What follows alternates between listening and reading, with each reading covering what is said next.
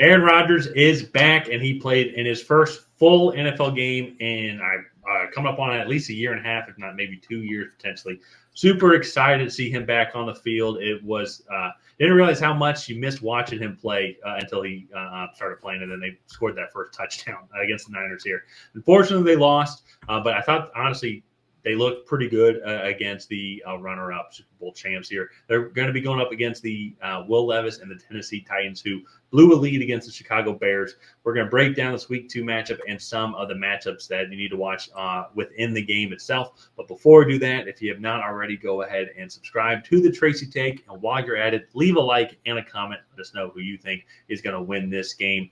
Ryan and I, with our Week 1 prediction videos, nearly got 100 new subscribers. And this week, with these Week 2 prediction videos, let's see if we can break that 100 new subscriber threshold with these Week 2 videos. Any help is greatly appreciated. And Ryan, let's talk about this game here, and let's quickly actually talk a little bit about just Aaron Rodgers. And so, super excited to see him back on the field. It kind of forgot just with the craziness of last year.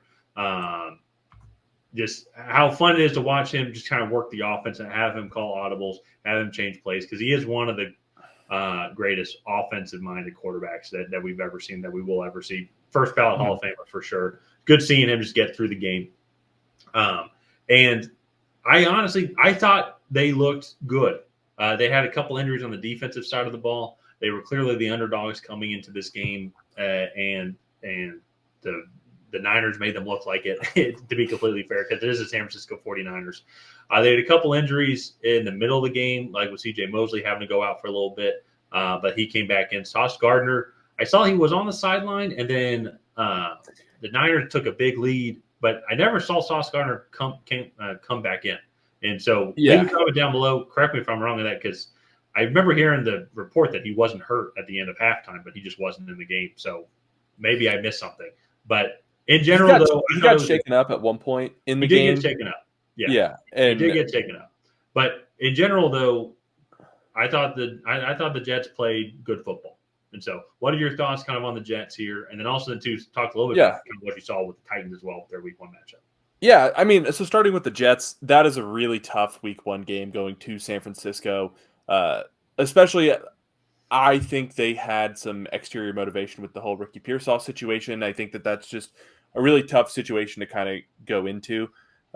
And this was a team I think that was going to come out with something to prove. They should have probably won a Super Bowl against the Chiefs for the second time last year, but ended up coming out on the lesser side of that game. Yeah.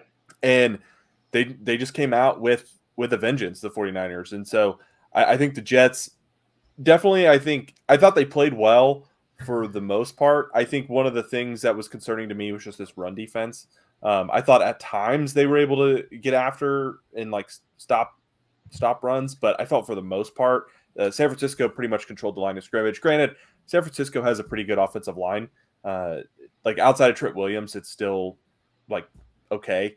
And Trent Williams makes that line a whole lot better. So, and also you throw on top of that the scheme of Kyle Shanahan, and he's going to be able to scheme up some runs as well. So we'll see kind of progressing into Week 2. They have a much easier opponent, I think, in the Tennessee Titans. And I went back and because Will Levis looked good in the first half of that Bears game.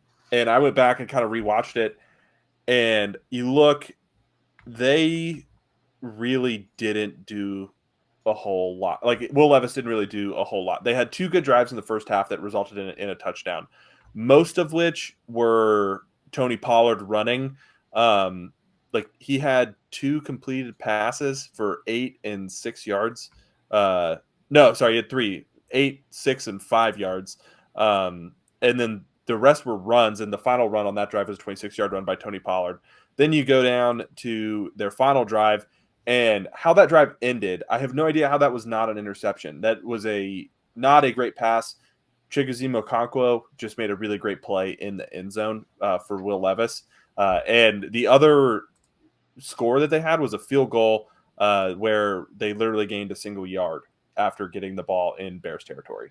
So not a really impressive performance. I know it probably looked that way on the stat sheet in the first half, but I didn't think it was a super impressive performance from Will Levis, especially. And then I think you go look how the second half played out.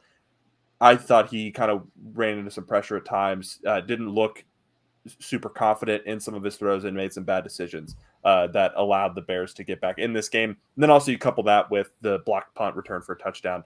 Just some bad fortune, I think, for the Titans on that play specifically. Yeah, and that was the thing. The Tennessee Titans, I mean, it's week one, so if you're going to have a game like this where you just kind of blow up, it's good to have it in week one. And so, with 3 turnovers in the second half and a block punt, actually pretty notably horrible second half. And so we're trying to kind of get back into it. Because I will say too, defensively, the Bears played well. I'm sorry, the Titans played well defensively against the Bears. Really kept Caleb Williams in his first NFL game at bay. So it's going to be interesting to see how Aaron Rodgers goes up against this Tennessee Titans defense here. And so let's kind of start moving towards the week 2 matchup itself. But before we get into that, if you do like to put a couple bucks down on the Jets or on the Titans games, be sure to check the link down below. BetUS has a bunch of great promotions going on right now for its first-time players, including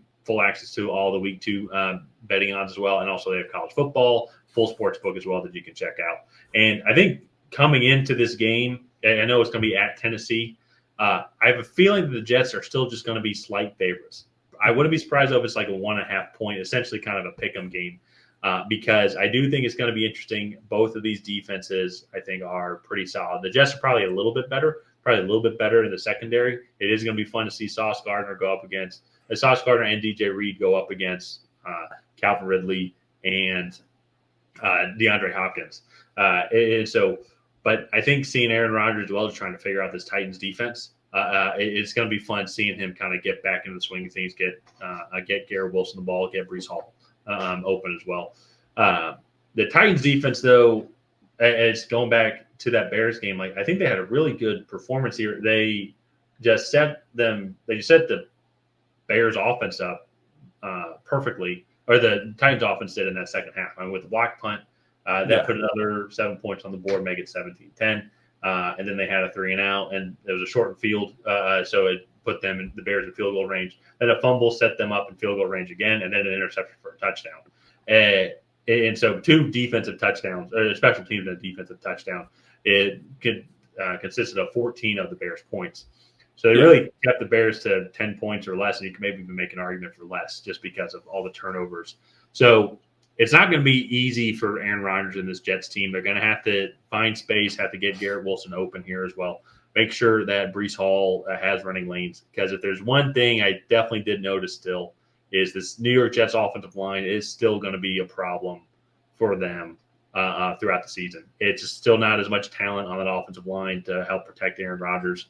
But this is where I think the mastermind of having a QB like Aaron Rodgers is he's able to set up blocking assignments, blocking schemes, able to read the defense, get the ball out of his hands really quickly. I think he only got sacked 1 time tonight. 4 QB hits with 1 sack. So he knows how to get rid of the ball, and he definitely wants to get rid of the ball out of his hands quickly now, especially too so early on in the season and everything going on. So I think that's going to be just kind of that X factor here, is because I think if Aaron Rodgers can figure out this Titans defense and they're able to methodically move the ball, which I think, once again, I think they did a decent job against this Niners team just overall as a whole. It's still the Niners. They're still NFC champs for a reason. And I think it's going to be an easier time, but still not an easy test like Commanders defense. It's on this week 2 matchup here.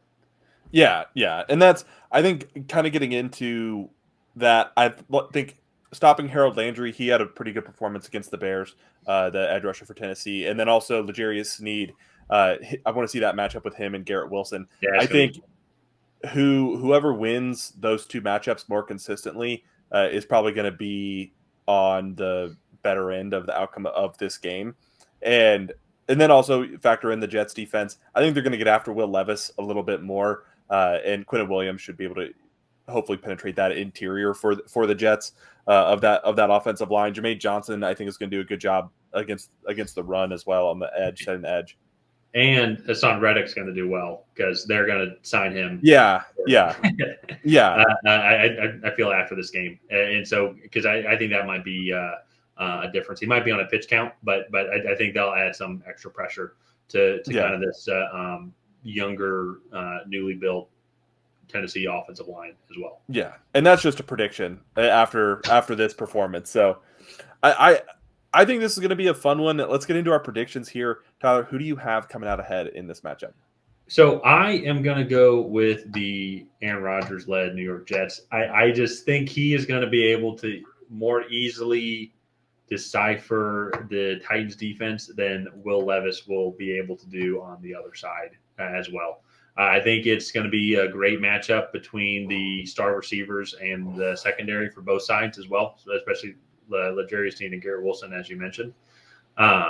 One thing I will say is the Titans, the Jets don't really have a solid number two, in my opinion. I know they have Mike Williams. I know they Allen Lazard had a good game, but I think some of that was garbage time-esque. They got down, I think, the 23 set. I think I know what you're talking about. I have to go back and look exactly at the play-by-play, but there was definitely more free space, I think, as the Niners lead got bigger and bigger.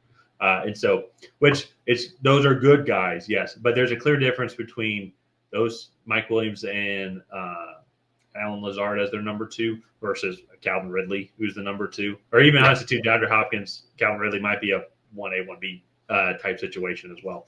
So that being said, though, I say if the Titans can shut down Garrett Wilson and have somebody else have to pick up the pace and outside of like Breece Hall as well, then it's going to be interesting how the Jets come about that. That being said, though, I still think the Jets are going to get their licks in. I think they're going to get more licks in than Will Levis and the Titans will. I think it's going to be a tight game, a low-scoring game. I'm going to go like 21-17.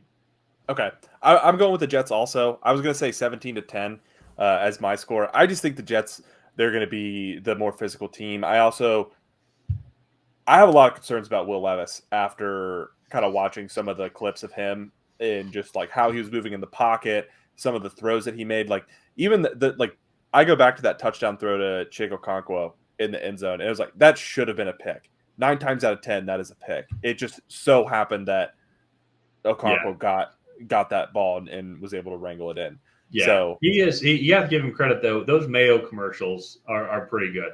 Those Mayo commercials are pretty solid. So maybe he's kind of getting back into the swing of things. Practicing football. No, I'm just joking. I can understand that. If you think about it though, with his situation, you get drafted as a rookie and then you come in and you only play 8-ish games, I'd say, in your rookie season. On a poor team, and then you have a new head coach comes in with a whole new regime as well. So that I think it's going to be interesting. It's going to take some time. He's still going to be development, but I think he's somebody you need to give the full rookie contract years because I think he is. I think we're going to see some improvement in Will Levis this year, and so I think it's going to be good progress to watch. Yeah, and I just think it. Like if we're going on a progression here, and granted progression is not linear, but if we're going on a progression, I still think from week 1 to week 2, the improvement that he should be making will not be significant enough to win this game. So I'm going with the Jets in this matchup. We're both taking the Jets. Let's go ahead and wrap this video up here. If you guys have not already, please go ahead and like and subscribe. It is the best way to help out the channel. While you're at it, go ahead and leave a comment on who you think is going to come out ahead in this matchup. Will it be the New York Jets? Will it be the Tennessee Titans? And that we'll see you guys next time.